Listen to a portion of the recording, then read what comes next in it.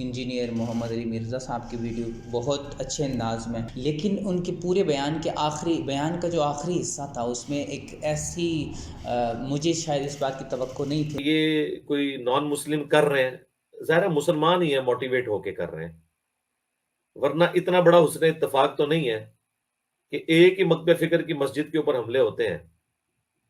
اور عموماً ان لوگوں کا تعلق جس مکتب فکر سے ہے ان کی مسجد پہ تو کوئی ایسا حملہ نہیں ہوتا. میں نہیں کہتا کہ وہاں پہ بھی ہونا چاہیے.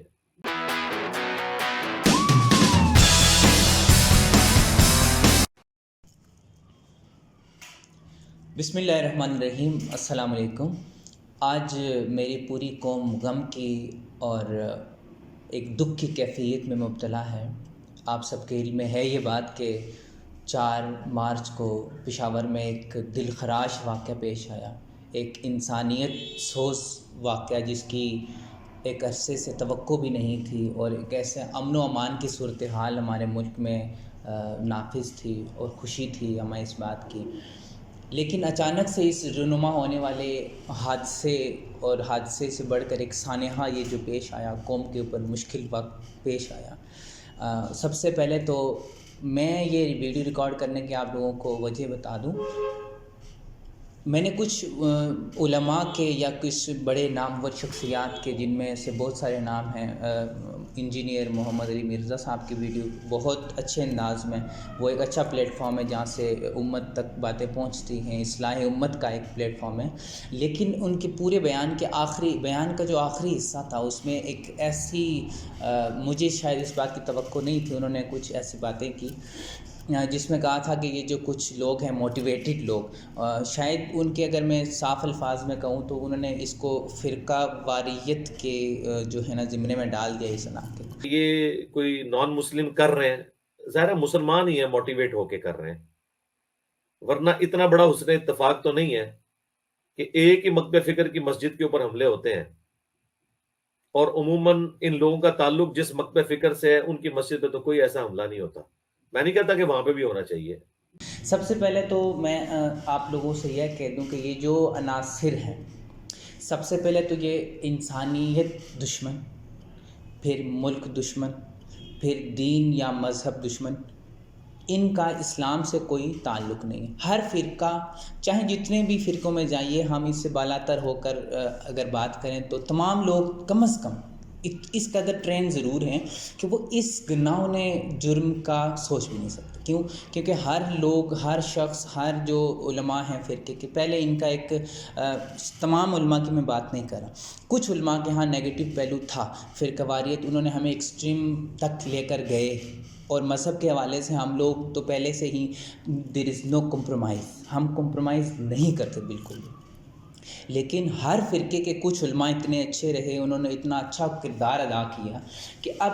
سب کے دل میں ہر مذہب کے لیے رسپیکٹ ہے. ساری کتابیں، سارے صحیفے مجھ پر اترے ہیں، مجھ کو دنیا کا ہر مذہب اچھا لگتا ہے. یہ پیغام جو ہے نا اب ممبر سے اٹھ رہا ہے، اور ایک عرصے سے اٹھ رہا ہے، ایک اچھی فضا قائم ہوئی ہوئی ہے. اور ایسا کوئی راجہ بازار اور پھر کوئٹہ جو ایک سانحہ ہوا تھا، اس کے بعد کوئی ایسا جو ہے نا ہمیں دیکھنے کو نہیں ملا کہ ایسا کوئی دل خراش یا دل سوز واقعہ پیش آیا. سب سے پہلے تو ہم نے ان عناصر کو اسلام سے خارج کرنا ہے کہ ان کا کوئی تعلق نہیں ہے، کسی فرقے سے تعلق نہیں ہے. کوئی فرقہ اتنا اس قدر کسی کے خلاف جا کر جو ہے نا سازش میں ملوث نہیں ہو سکتا. دوسری بات ہے، چونکہ سیاسی فضا سے آپ لوگ مجھ سے زیادہ واقف ہیں، انسان جو ہمارے ملک کے سیاسی جو وہ ہے صورتحال ہے، اس کو چونکہ عوام کو ایک سائڈ پہ کرنا پڑتا ہے کہ یہ کسی ایک بات پر اگر سوچ میں پڑ جاتی ہے، سوچنا شروع کر دیتی ہے، سوال اٹھاتی ہے، تو عوام کی رائے کو ایک طرف کرنے کے لیے، اس رخ کو موڑنے کے لیے کوئی ایسا شوشہ چھوڑا جاتا ہے، یا کچھ ایسا ایک واقعہ یا سانحہ پیش جو ہے نا آتا ہے ایک دم. کچھ تو ہے جس کی پردہ داری ہے، بے خودی بے سبب نہیں غالب. تو اب دیکھیں ساری کی ساری قوم جو ہے نا اب اس پر جو سوچنے لگ گئی ہے، اور اس سے بڑھ کر بھی وہ جو